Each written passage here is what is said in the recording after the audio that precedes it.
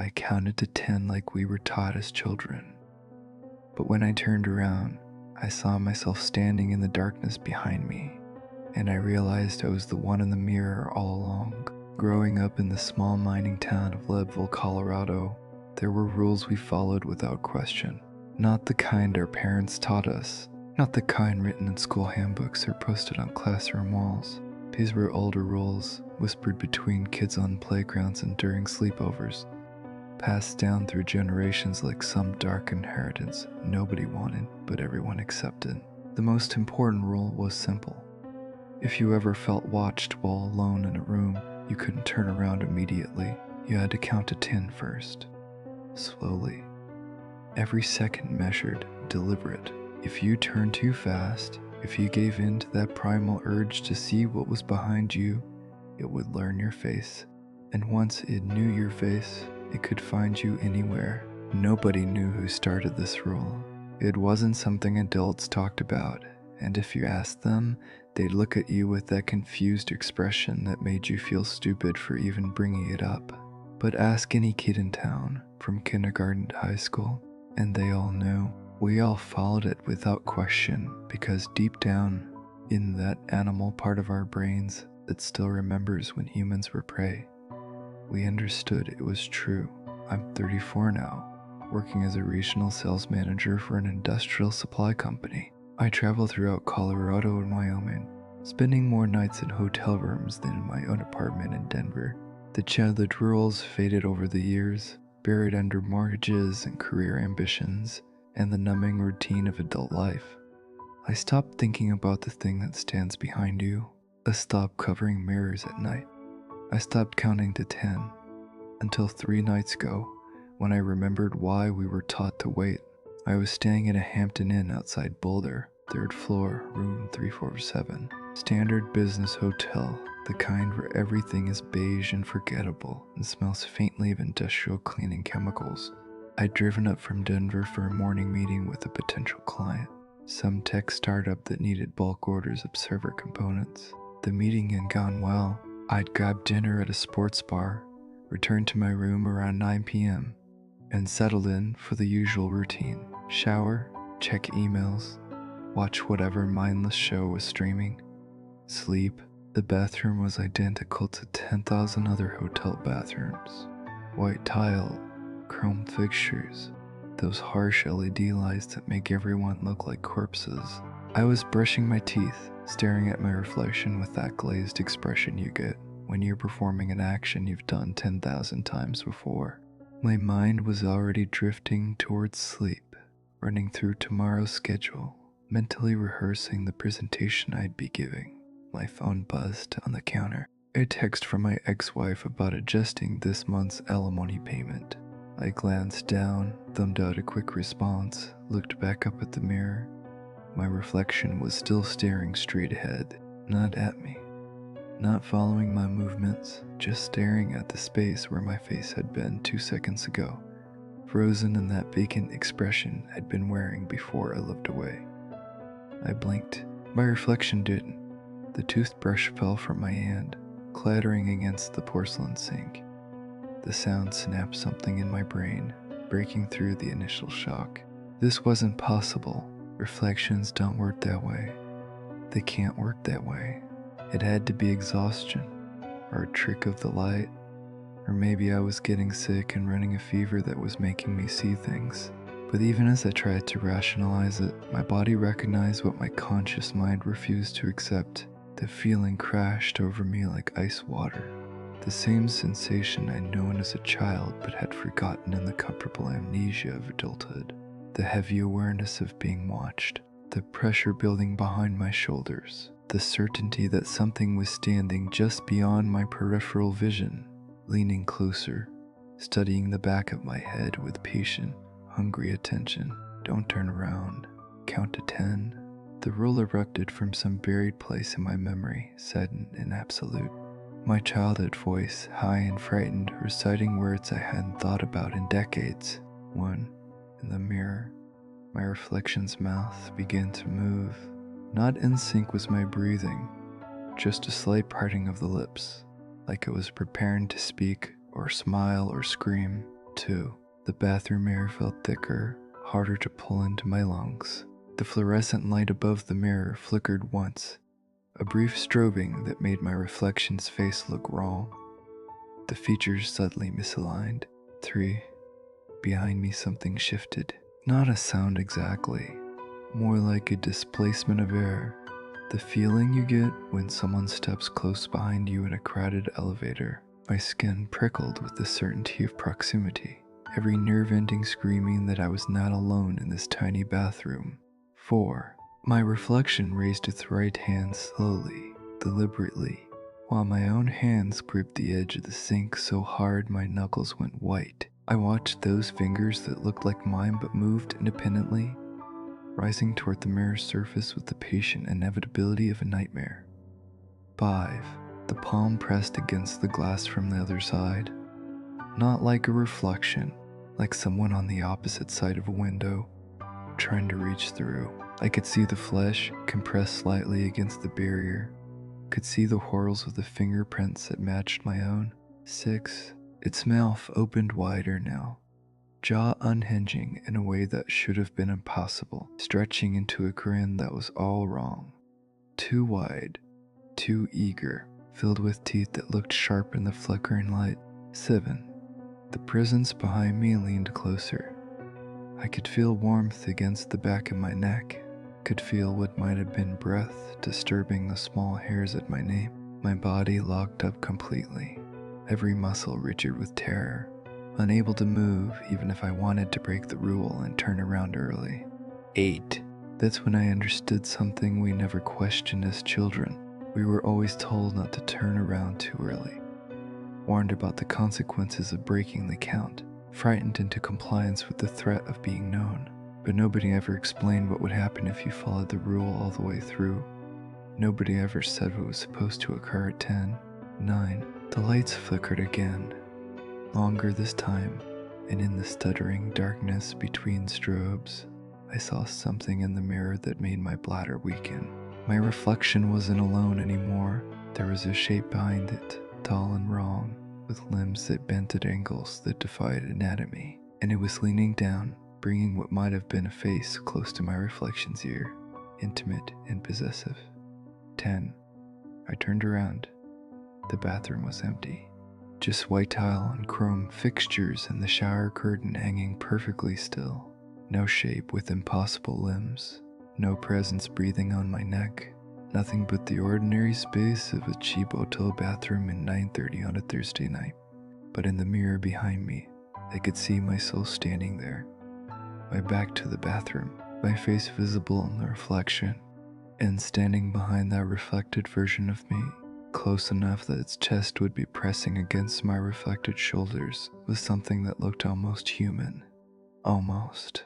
It had my height, my build, my general proportions, but the details were wrong in ways that made my brain hurt to process. The joints bent backwards at the elbows. The fingers were too long, each one tipped with what looked like a torn fingernail, ragged and dark. The face was a smeared approximation of human features, like someone had tried to sculpt a person from clay but had never actually seen one before.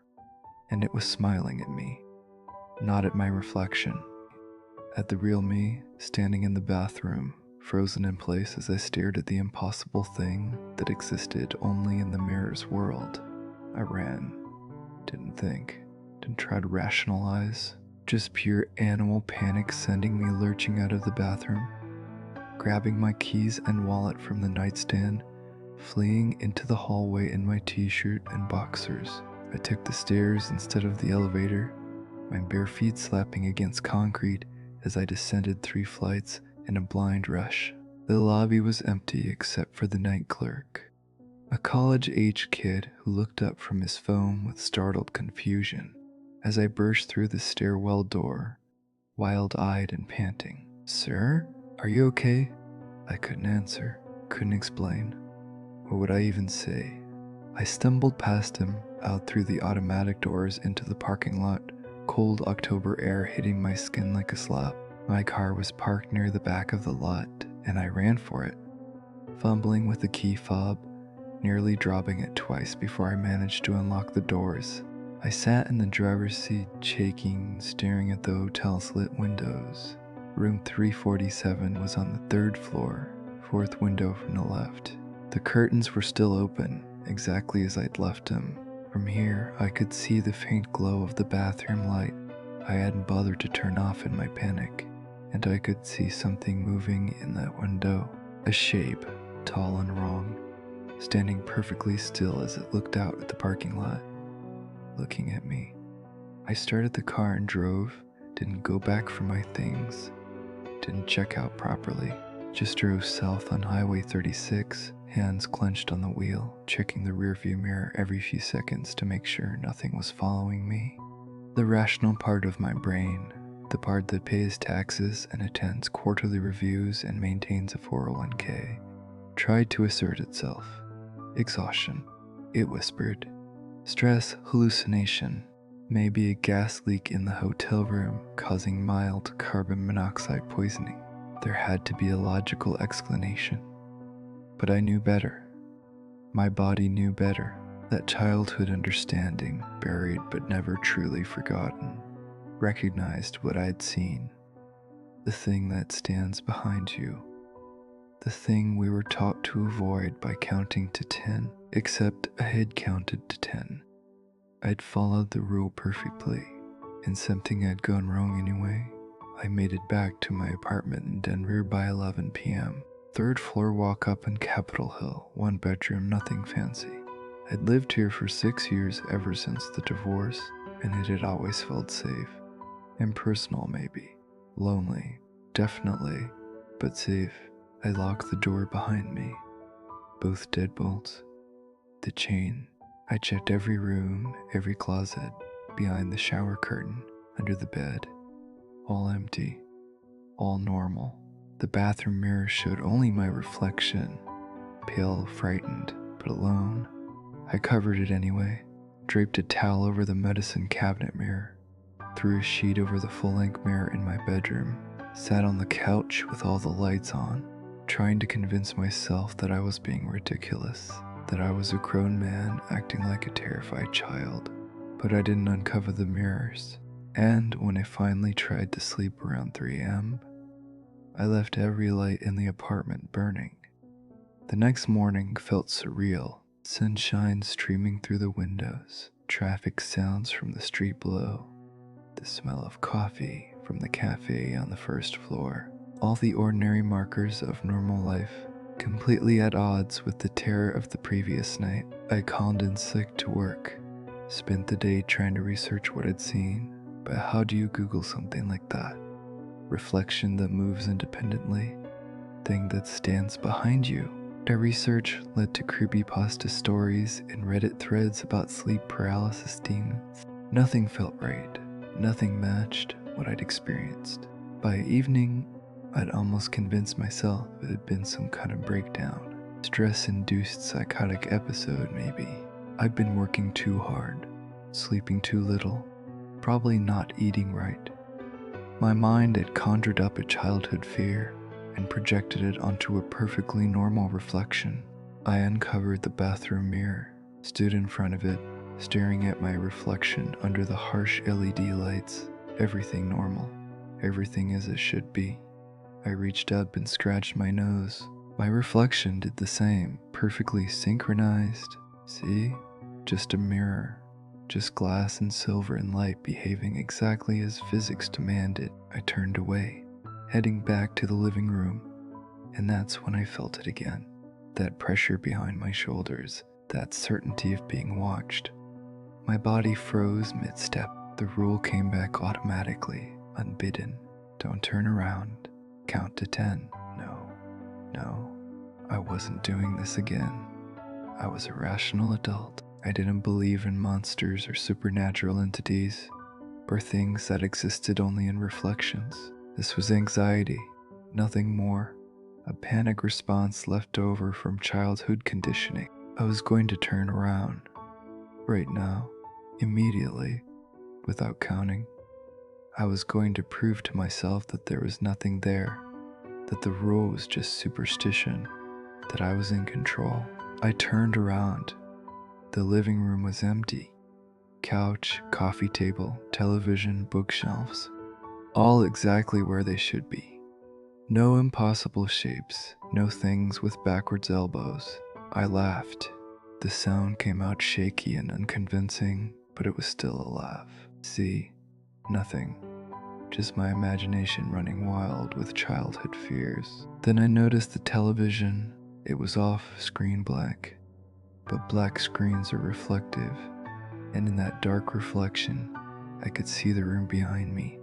Could see the couch and coffee table. Could see myself standing in the middle of the living room. Could see the thing standing directly behind me.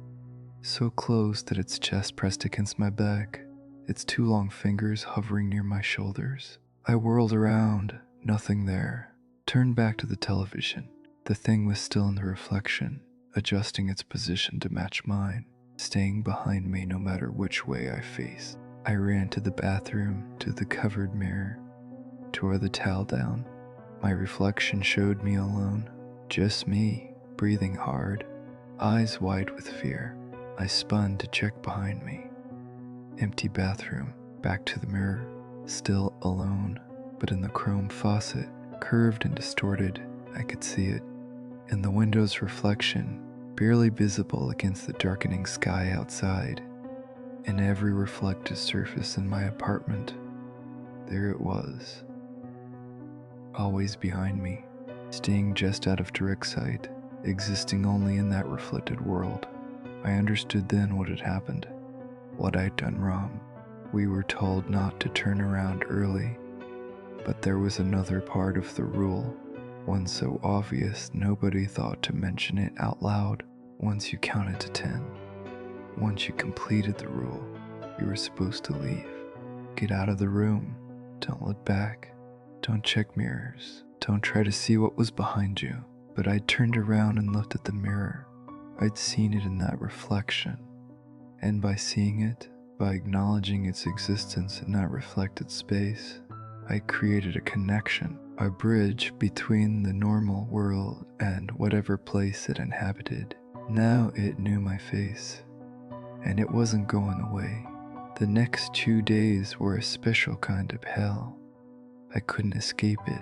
Every reflective surface became a window into its world. Store windows showed it following me down the street. My car's rearview mirror revealed it sitting in the back seat, patient and still. My phone's black screen displayed it leaning over my shoulder, watching whatever I was typing. I stopped looking at mirrors entirely. Stopped checking my appearance. Stopped making eye contact with my own reflection. I walked through my apartment with my eyes on the floor, avoiding every surface that might show me what was always there. Always watching from that other place, but not seeing it didn't make it go away. I could feel it constantly now. That presence just behind me, close enough to touch. Sometimes I swore I could feel fingers brushing against my hair, could feel breath on my neck. That night, lying rooted in my bed with all the lights on, I'd hear sounds that might have been breathing, might have been whispering, might have been nothing at all. I called my ex-wife, didn't tell her what was happening, just needed to hear another human voice. She could tell something was wrong, kept asking if I was okay, if I needed help. I told her I was fine, work stress, nothing serious. When I hung up, I saw it in my phone's black screen, closer than ever. Close enough that I could make out details I wished I couldn't see. The texture of its skin, rough and wrong, the way its mouth moved, forming shapes that might have been words. The hunger in its eyes, if those dark pits could be called eyes. On the third night, something changed. I was in my bathroom, avoiding the mirror, brushing my teeth while staring at the wall.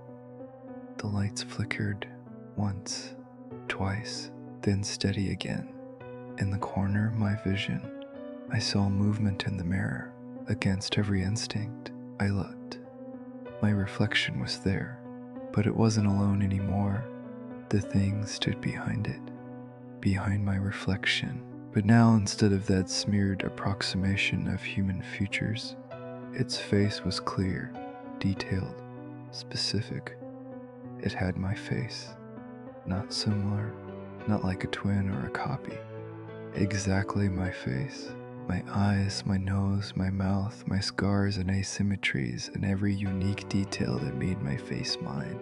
But the expression was wrong. Too knowing. Too patient. It had been studying me for days, learning every detail. And now it was ready to show me what it had learned. My reflection raised its hand to the mirror, palm out. The thing wearing my face did the same, matching the gesture perfectly. And then I realized what I was seeing. My reflection wasn't me. It was the thing. It had learned my face so completely that it could replicate it perfectly in the reflected world, which meant the face I was wearing, the body I was inhabiting. What was that? I looked down at my hands. They looked like my hands, felt like my hands. But how did I know? How did I know I was the original and not the reflection? How did I know which side of the mirror was real? The thing in the mirror smiled with my face, and then it pressed both palms against the glass from the other side. The barrier between us flexed, not broke, but flexed, like the surface tension of water disturbed by a finger. The mirror rippled, and I understood that it wasn't a solid barrier. It never had been. It was just a membrane, thin and permeable, and the thing on the other side had been testing it, learning it, preparing to cross over. I stumbled backwards, hit the bathroom door, fumbled for the handle, got it open, fell into the hallway. Behind me I heard glass crack, not shatter, just crack, a sound like ice breaking on a frozen lake, slow and spreading. I ran for the apartment door, grabbed my keys from the hook, got the deadbolts open, got into the hallway, slammed the door behind me. The building's hallway had mirrors on every floor, decorative pieces the landlord thought made the space feel bigger. I could see my reflection in the one opposite my door, could see the apartment behind me, could see the bathroom door opening, could see something stepping out into my living room. Something that moved like me, stood like me, but wrong. All wrong, the proportions slightly off, the movements too fluid. I ran down the stairs, 3 flights taken 2 at a time, burst out into the cold October night. The street was empty, sodium lights casting orange pools on the pavement. I ran without direction, just putting distance between myself and my apartment, and my body, and that thing wearing a face it had stolen from the mirror. I ended up at the 24-hour diner in Colfax, the kind of place where the coffee is terrible and nobody asks questions. Sat in a booth, ordered nothing, just sat there shaking while the waitress gave me concerned looks from behind the counter. The window beside my booth reflected the interior of the diner. I could see myself sitting there, pale and frightened, and I could see it sitting across from me in the booth, hands folded on the table, wearing my face, waiting with infinite patience. "You doing okay, huh?" The waitress had approached without me noticing, holding a pot of coffee. She was maybe 60, with kind eyes and the weary expression of someone who'd seen every variety of human suffering parade through her section over the years. "I'm fine," I said automatically. Then, no, I'm not fine." She poured coffee into a cup I hadn't ordered, slid it across the table. "Anything I can help with?" I looked up at her, this stranger who owed me nothing, and almost told her everything, almost explained about the mirror and the role and the thing that wore my face. But how could I? How could I make anyone understand what was happening when I barely understood it myself? "Do you remember being a kid?" I asked instead. "Do you remember rules you followed?" Not real rules, the other kind. Her expression shifted, something guarded entering her eyes. "What kind of rules?" "If you felt watched while you were alone, you had to count to 10 before turning around." The coffee pot trembled slightly in her hand. She set it down on the table carefully, deliberately, and slid into the booth across from me. In the window's reflection, she sat down directly where the thing had been sitting. "You broke it," she said quietly. It wasn't a question. I followed it. I counted to 10. "But you looked. After. You looked to see what was behind you." I nodded, unable to speak. She was quiet for a long moment, staring at her own hands. When she spoke again, her voice was barely above a whisper. My daughter broke it. 23 years ago, she was 9 years old, still dead presence behind her while she was brushing her teeth before bed, counted to 10 like we taught her. But then she turned and looked in the mirror to see what had been there. What happened? She disappeared 3 days later. We found her standing in her bedroom, staring at the mirror. When I touched her shoulder, when I turned her around, her arms were empty. Nobody was home. Whatever made her her had been scooped out and something else was wearing her like a suit. My blood went cold. Where is she now? State facility in Pueblo. She's 32 years old. She can walk, eat, perform basic functions, but she's not there. Hasn't been there for 23 years. Something else is living in her body, wearing her face, and every time I visit, it smiles at me. With her mouth, I know it's not her. I'm sorry, I whispered. She shook her head. Don't be sorry. Be careful. It took 3 days with my daughter. 3 days of it learning her, copying her, preparing to take her place. You're on day 3 now, aren't you? I nodded. Then you don't have much time. It's almost ready. Almost learned enough to make the crossing complete. How do I stop it? You can't stop it. Once it knows your face, once you've seen it in the mirror, it's already begun. But you might be able to slow it down. Starve it. How? Stop looking at reflections. Any reflections. If you don't see it, if you don't acknowledge it, it can't learn more about you. It needs you to look, needs you to see yourself, so it can study how you move, how you react, how you exist. Every time you see your reflection, you're feeding it more information. I thought about the last 3 days, every mirror I'd glanced at, every window I'd passed, every reflective surface that had shown me the things studying me from the other side. I'd been teaching it, showing it how to be me. What if I've already looked too much? The waitress reached across the table and gripped my hand. Her skin was cold, her grip painfully tight. Then you pray that you stop soon enough, that it hasn't learned everything yet, and you never look at another reflection for the rest of your life. She stood up, picked up the coffee pot, and walked back to the counter without another word. I sat there until dawn drinking terrible coffee, keeping my eyes on the table, refusing to look at the window beside me no matter how strongly I felt that presence in the reflection. When the sun came up, I paid with cash. I pulled from my pocket, was out looking at my phone, walked out into the morning light, eyes on the pavement, avoiding store windows and car mirrors and every surface that might show me what was walking beside me in that other world. I'm in a motel now, somewhere in rural New Mexico. I've been driving south for 5 days, stopping only when I absolutely have to, sleeping in the car when possible, keeping my eyes down always. I removed the rearview mirror from the car with a screwdriver, covered the side mirrors with duct tape. I used public restrooms without looking up from the floor, navigating by memory and touch. The motel room has mirrors, of course. I've covered them all with sheets and towels. I eat food that doesn't require plates, use paper cups I can throw away. Never turn on the television or look at my phone screen unless absolutely necessary. And still, I feel it, that presence, closer now than ever. Sometimes I swear I can hear it breathing, hear it moving around the room, hear its fingers scraping against surfaces I can't see. I know what's happening. I can feel it in my body, in the way my movements sometimes hesitate. There's a delay between intention and action. Sometimes I lift my hand and it feels wrong, like it's not quite my hand anymore. Sometimes I speak and the voice doesn't sound entirely like mine. It's almost unlearning, almost ready to complete the crossing.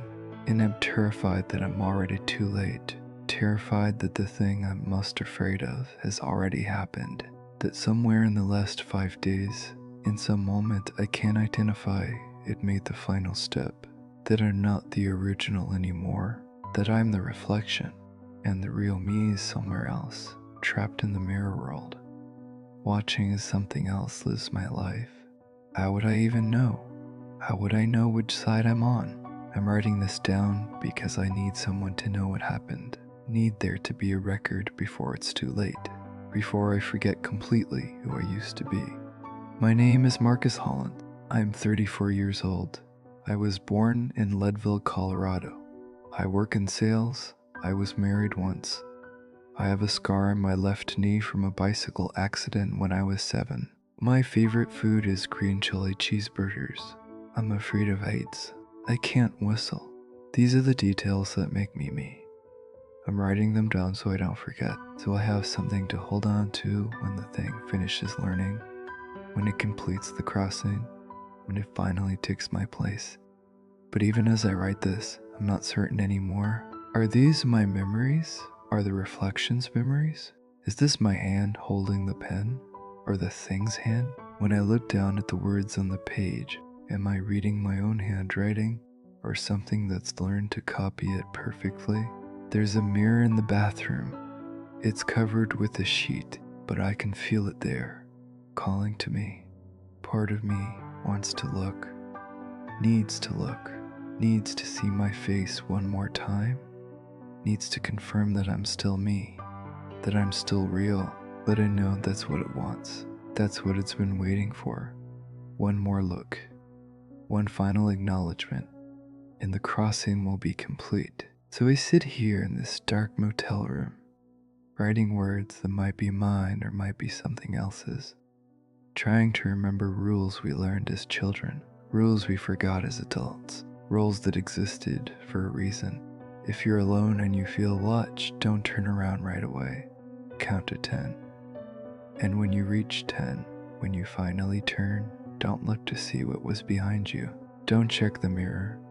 Don't try to catch a glimpse in reflective surfaces. Just leave, walk away, and never look back. Because if you see it, it sees you.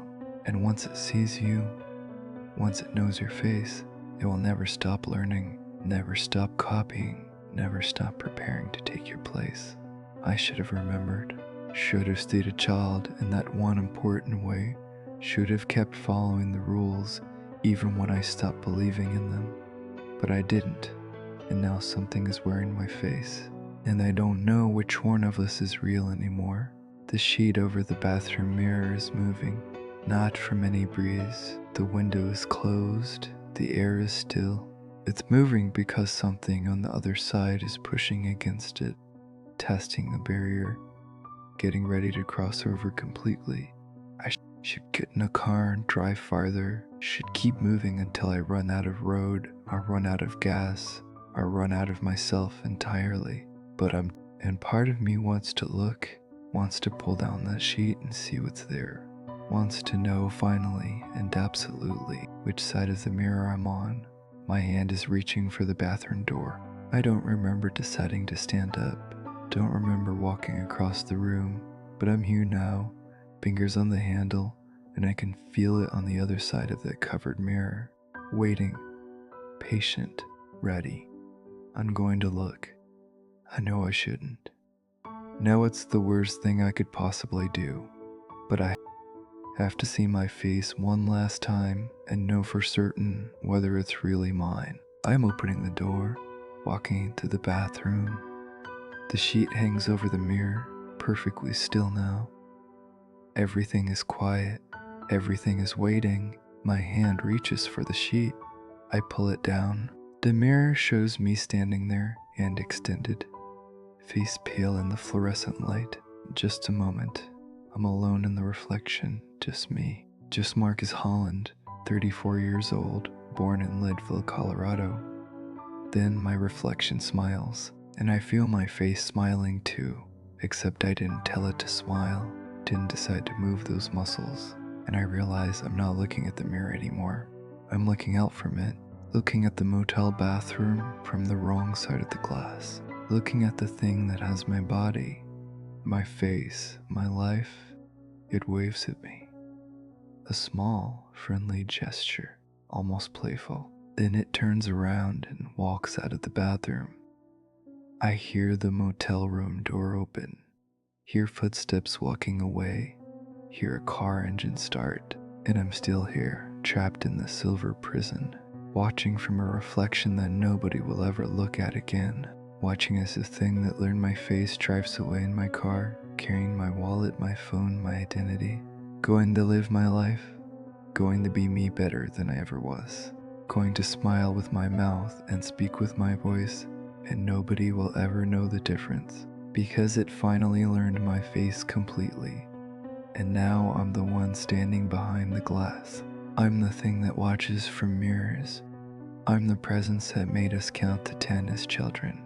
And I'm waiting, patient and hungry and ready, waiting for someone else to break the rule, waiting for someone else to look at the mirror when they shouldn't, waiting for another face to learn, another life to steal, another person to take my place in this silver hell. So if you feel watched while you're alone, remember the rule.